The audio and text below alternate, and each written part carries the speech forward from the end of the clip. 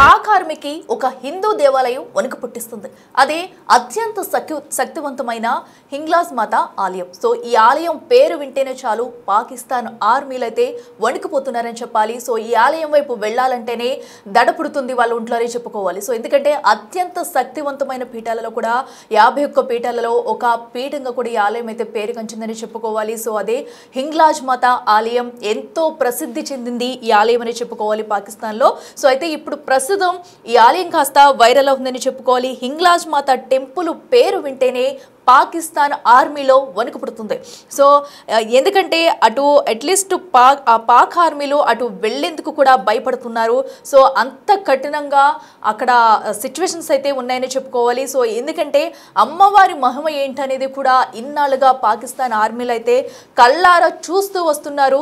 So ఈ నేపథ్యంలో ఎన్నిసార్లు పాక్ ఆర్మీలు అయితే కుట్రలు కుతంత్రాలు చేసినా కూడా వాటన్నిటిని కూడా తిరిగి వాళ్ళకి తగిలాయని చెప్పుకోవచ్చు. సో అయితే 51 శక్తి పీఠాలలో ఒక శక్తిపీఠంగా కూడా ఈ ఆలయం పేరుగంచిందని చెప్పుకోవాలి. సో ప్రస్తుతం అయితే హింగ్లాజ్ మాత టెంపుల్ పేరు వింటేనే పాకిస్తాన్ సైనికులైతే వణుకుతున్న వైనం అయితే అక్కడ నెలకొందని చెప్పాలి. అయితే ఈ ఆలయం బలూచిస్తాన్లోని హింగోల్ నేషనల్ పార్క్లో ఉంటుంది.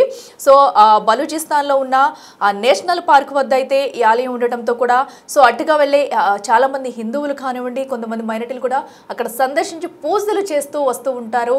సో దీనికి చాలా ప్రత్యేకమైన ఆలయంగా కూడా మనం పిలుస్తూ ఉంటాము. సో అయితే ఇప్పుడు ఈ ఆలయం వైపు పాకిస్తాన్ ఆర్మీలు వెళ్ళాలంటే కూడా భయపడుతున్న దృశ్యాలు మనం చూస్తున్నాము. చాలా సార్లు ఆలయాన్ని ధ్వంసం చేయడానికి కానీ లోపలికి ఆయుధాలు తీసుకెళ్లేందుకు కూడా కుట్రలు పన్నారు.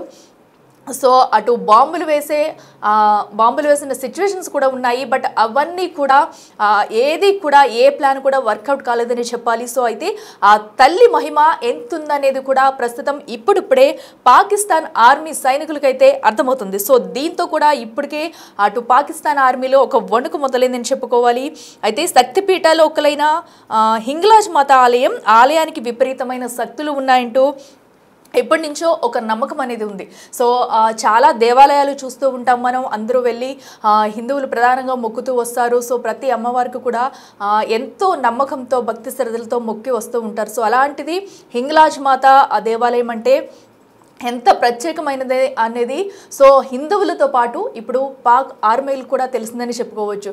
సో ఇలాంటి ఆలయం పట్ల వారి ప్రవర్తన, వారి తీరు ఎలా ఉందంటే చాలా కఠినాత్మకరంగా వాళ్ళు వ్యవహరించిన తీరైతే మనం మాటల్లో చెప్పలేమని చెప్పాలి. సో ఆలయం లోపలికి అటు ఏదైతే అణ్వాయుధాలు కానివ్వండి, మరిన్ని బాంబులు తీసుకెళ్లే ప్రయత్నాలు కూడా చేశారు. అయితే ఏది కూడా అక్కడ వర్కౌట్ కాలేదని చెప్పుకోవాలి. అయితే 1965 యుద్ధంలో ఆలయంపై పాక్ అయితే భారీ బాంబులతో అటాక్ చేస్తుంది.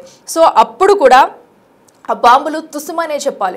సో ఏదైతే పెద్ద పెద్ద బాంబులను తీసుకొచ్చి ఆలయాన్ని ధ్వంసం చేసేయాలి, ఇక్కడ ఉండకూడదు, ఆలయాన్ని తీసేయాలంటూ కూడా కరుడుగట్టి సో ఆ సమయంలోనే ఈ ఆలయం ఏదైతే కుట్ర పన్నారు. సో అప్పుడు కూడా వారు వేసిన బాంబులు ఏవైతే ఉన్నాయో అవన్నీ కూడా తుస్సుమన్నాయి. సో దీన్ని చూస్తేనే మనకు అర్థమవుతుంది ఆ తల్లి మహిమ ఏంటనేది కూడా. సో పెద్ద సంఖ్యలో ఎప్పుడు అక్కడికి వెళ్ళి భక్తులు అయితే పూజలు చేస్తూ ఉంటారు. ఎంతో నమ్మకమైన తల్లి అంటూ కూడా పూజలు చేస్తూ ఉంటారు.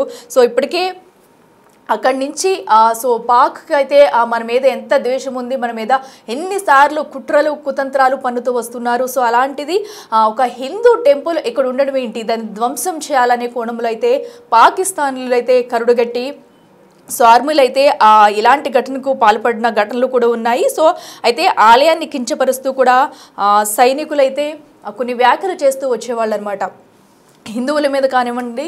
సో ఏదైతే అమ్మవారి ఆలయం ఉందో హింగ్లాజ్ మాత ఆలయంపై కూడా చాలామంది కొన్ని వ్యాఖ్యలు చేస్తూ వచ్చేవారు. సో ఎవరైతే కించపరుస్తూ వచ్చారో దాడికి ప్రయత్నించారో ఆలయంపై దాడికి ప్రయత్నించిన వాళ్ళు కూడా అకస్మాత్తుగా మరణించి కూడా చోటు చేసుకుంది. సో అక్కడే ఆ తల్లి మహిమ ఏంటనేది కూడా సో అందరికీ అర్థమైంది. సో ఇప్పుడు ఈ ఆలయం పైన అందరి కన్ను పడిందని చెప్పుకోవాలి. సో ఇప్పుడు అటు ఆలయం విశిష్టత ఏంటి, ఆ తల్లి మహిమ ఏంటనేది కూడా ప్రతి ఒక్క పాక్ ఆర్మీకి తెలిసింది. సో ఇప్పుడైతే ఆలయం వైపు వెళ్ళాలంటేనే ప్రతి ఒక్కరూ వణుకుతున్నారు. ఇక అలాగే ఆలయ పరిధిలో కూడా GPS రేడియోలు పనిచేయకపోవడం, అలాగే దాడికి వెళితే భయంకర ఇసుక తుఫానులతో బీభత్సం సృష్టించేది. సో దీంతో ఆ చుట్టుపక్కల అంటే ఇన్ని సంవత్సరాల నుంచి కూడా ఆ ఆలయాన్ని అయితే ఎవ్వరు ముట్టుకోలేకపోయారని చెప్పుకోవచ్చు. జరుగుతున్న పరిణామాల దృష్ట్యా కూడా మనం చూస్తున్నాము.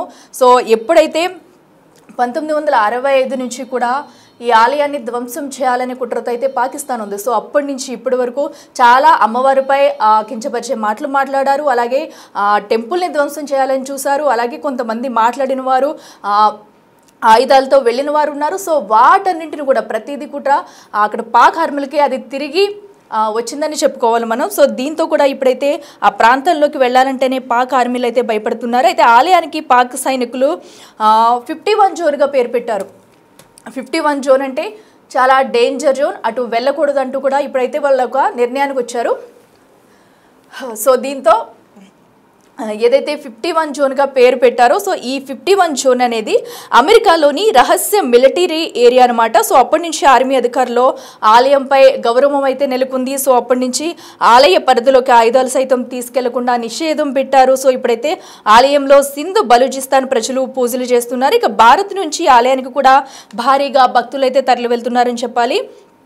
ఏళ్ల తరబడి మరమ్మతులు చేయకపోయినా ఆలయ ఆనవాళ్ళు అయితే ఇప్పుడు ఎక్కడికి చెక్కు చెదరలేదు. సో ఎందుకంటే ఆ అమ్మవారికి ఉన్న విశిష్టత, ఆ ఆలయానికి ఉన్న విశిష్టత ఏంటనేది కూడా మనకి కళ్ళకి కట్టినట్లు కనిపిస్తుందని చెప్పుకోవచ్చు.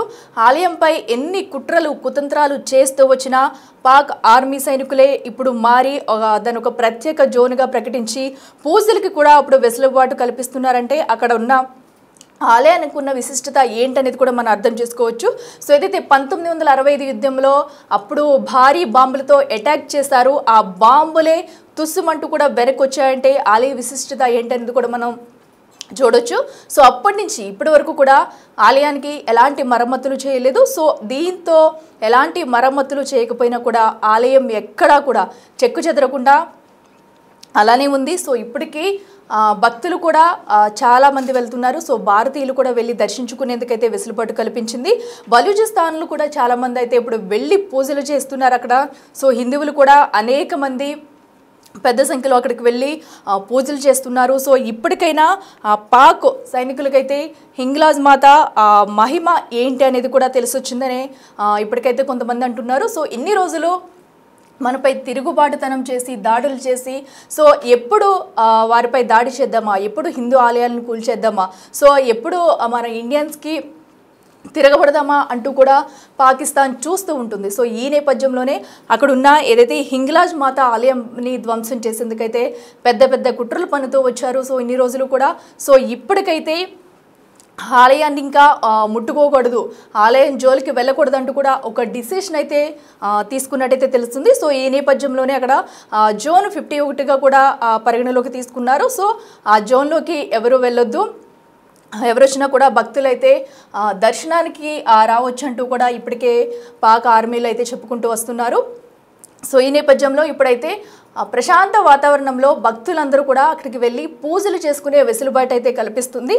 సో అటు బలూచిస్తాన్లు కూడా చాలామంది సింధ్ కానివ్వండి బలూచిస్తాన్ ప్రజలు కూడా పూజలు చేస్తున్నారు. ఇక భారత్ నుంచి కూడా పెద్ద ఎత్తున అయితే భక్తులు అక్కడికి వెళ్ళి అమ్మవారిని దర్శించుకుని పూజలు చేస్తున్నారు. సో ఇప్పుడు అంటే ఎట్టకేలకు వాళ్ళకి ఆ పాక్ ఆర్మీలకు కళ్ళు తెరుచుకుని సో అమ్మవారి విశిష్టత ఏంటో తెలుసుకునే ఇలాంటి ఒక నిర్ణయం తీసుకున్నారని కూడా మనం చెప్పుకోవచ్చు. సో ఏదైతే అమ్మవారి మహిమలు కానివ్వండి, అమ్మవారికి శక్తి కానివ్వండి, ఆ టెంపుల్ రహస్య విశిష్టతలు కానివ్వండి, ఇవన్నీ తెలుసుకున్నాక పాకిస్తాన్ ఆర్మీకి సంబంధించి ఇప్పుడు ఒక నిర్ణయం తీసుకున్నారు. సో ఇప్పటికైనా కూడా అమ్మవారి పట్ల వాళ్ళకి భక్తి భావం ఉందని మనం అనుకోవాలి. సో ఇప్పటికే ఆలయం వద్దకు వెళ్ళేందుకైతే ఇటు భారత్తో పాటు బలూచీలు సింధు ప్రజలు కూడా చాలామంది వెళ్తున్నారు, వెళ్ళి పూజలు కూడా చేస్తున్నారు.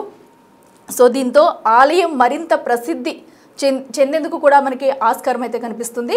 సో ఇప్పుడు మనం చూడొచ్చు ప్రతి ఒక్కరు కూడా అక్కడికి వెళ్ళి పెద్ద ఎత్తున అయితే పూజలు చేస్తున్నారు, అలాగే హోమాలు చేస్తున్నారు.